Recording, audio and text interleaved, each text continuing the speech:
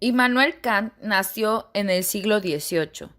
También es conocido como el siglo de las luces, porque en Europa, sobre todo en Francia, Inglaterra y en Alemania, se produjo un movimiento conocido como la Ilustración, que dio mucha importancia a la razón. La Ilustración era el conjunto de personas que creían que la sabiduría y la razón era lo que hacía progresar a las personas. España también participó del espíritu ilustrado, sobre todo en la segunda mitad de este siglo. La dinastía de los Borbones comenzó con el reinado de Felipe V. Se caracterizó por la influencia francesa y el mando y poder absoluto de este rey en el reinado. Además de otras reformas que continuó su sucesor, Fernando VI, fue en la época de Carlos III cuando se impulsó la modernización y el progreso del país. Durante el reinado de Carlos IV se produjo la Revolución Francesa y a principios del siglo XIX la invasión de España por las tropas de Napoleón y la Guerra de la Independencia. Destacaron las siguientes clases sociales. La alta nobleza. Tenían privilegios y mucho poder económico. Las clases medias y burguesas contribuían al progreso y modernización de España. El pueblo llano, los labradores artesanos, siguieron pobres y analfabetas. En el aspecto cultural, podemos destacar tres hechos. La importancia que los gobernantes y los ilustrados concedieron a la educación. Esta se considera esencial para llevar a cabo las reformas propuestas y para que las personas pudieran mejorar su existencia y alcanzar la felicidad.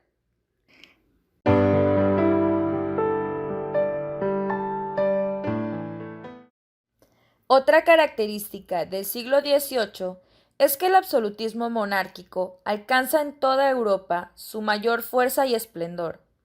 Es en este siglo donde la burguesía se opone ya a la monarquía absoluta, pues aquella que ya tenía el poder económico aspira a alcanzar el poder político monopolizado por la nobleza. Será la burguesía la que asuma el protagonismo en este siglo, que se enfrenta al sistema político-social establecido.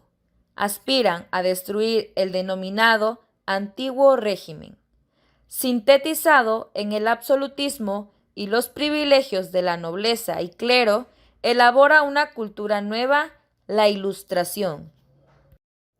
En lo concerniente a las relaciones internacionales europeas, apareció un sistema político llamado a tener un gran predicamento, el equilibrio europeo.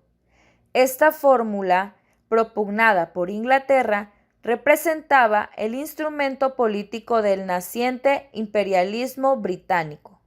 A través de este sistema, Inglaterra lograba eliminar cualquier rival peligroso en el continente, enfrentándolo con otra potencia o con una coalición, mientras que su flota se imponía en el océano y sus tropas conquistaban la supremacía en el mundo colonial. Mencionando otro punto importante de este siglo, la Revolución Francesa fue un conflicto social y político, con diversos periodos de violencia que convulsionó Francia y, por extensión de sus implicaciones, a otras naciones de Europa que enfrentaban a partidarios y opositores del sistema conocido como el Antiguo Régimen.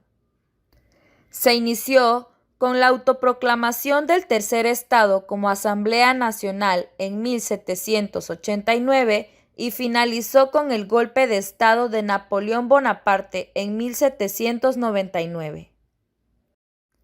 Después de que la Primera República cayera tras el golpe de Estado de Napoleón Bonaparte, la organización política de Francia durante el siglo XIX osciló entre república, imperio y monarquía constitucional. Lo cierto es que la revolución marcó el final definitivo del feudalismo y del absolutismo en este país, y dio a luz a un nuevo régimen donde la burguesía, apoyada en ocasiones por las masas populares, se convirtió en la fuerza política dominante del país. Durante el siglo XVIII se destacaron principales líderes políticos, solo por mencionar algunos, tal como Napoleón Bonaparte, George Washington, Benjamin Franklin, Carlos III, Isabel I, Pedro III, entre otros.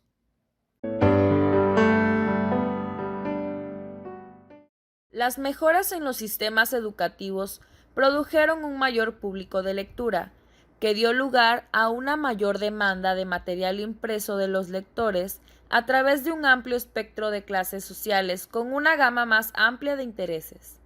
Después de 1800, cuando la Ilustración dio paso al Romanticismo, hubo menos énfasis en la razón y desafío a la autoridad y más apoyo que para el nacionalismo emergente, y, sobre todo, la asistencia obligatoria a la escuela.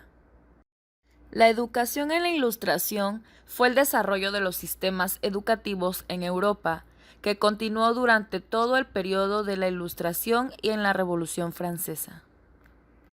El siglo de las luces dominó el pensamiento avanzado en Europa desde los años 1650 hasta los años 1780. Se desarrolló a partir de una serie de fuentes de nuevas ideas como desafíos al dogma y a la autoridad de la Iglesia Católica y por el creciente interés en las ideas de la ciencia en los métodos científicos.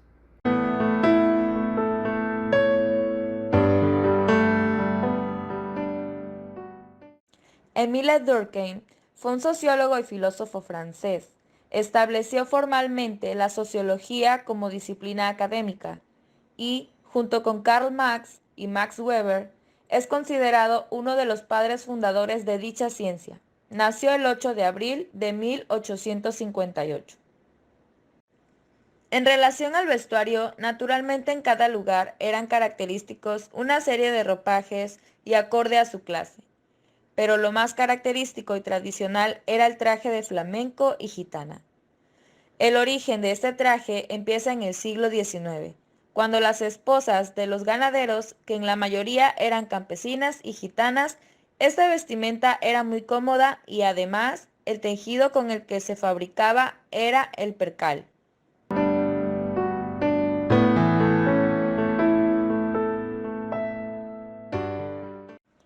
Karl Marx procedía de una familia judía de clase media.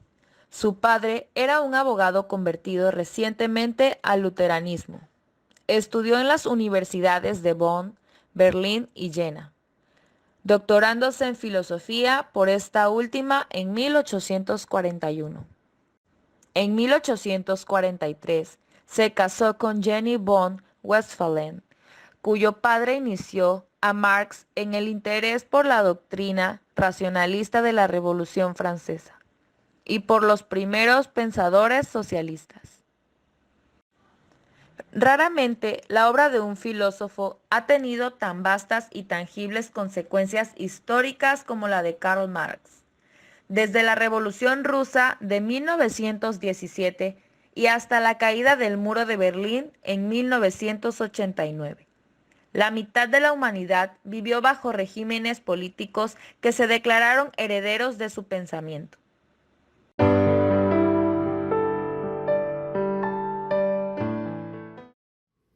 Detrás de una concepción filosófica, por más abstracta que sea, siempre asoma una política y toda política seria, rigurosa, esconde una filosofía. Para mucha gente la política es lo que hacen las instituciones y los políticos. A partir del marxismo, la política engloba la sociedad en su conjunto y, sobre todo, las relaciones de clase que se dan en su interior. De acuerdo a la organización política, el mundo se veía como una lucha entre la burguesía y el proletariado, con la economía como la base en la que el resto de la sociedad es construida.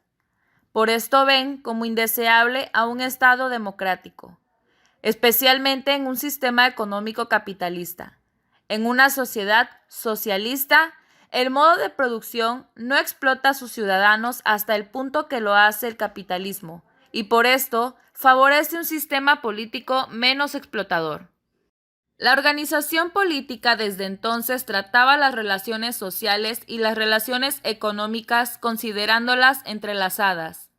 En el siglo XX, esta disciplina se dividió en dos que trata las relaciones sociales y las relaciones económicas considerándolas entrelazadas.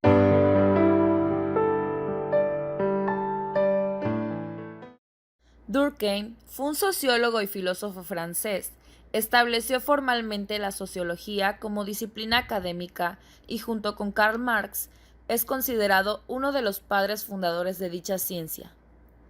La educación es un fenómeno eminentemente social, tanto por sus orígenes como por sus funciones.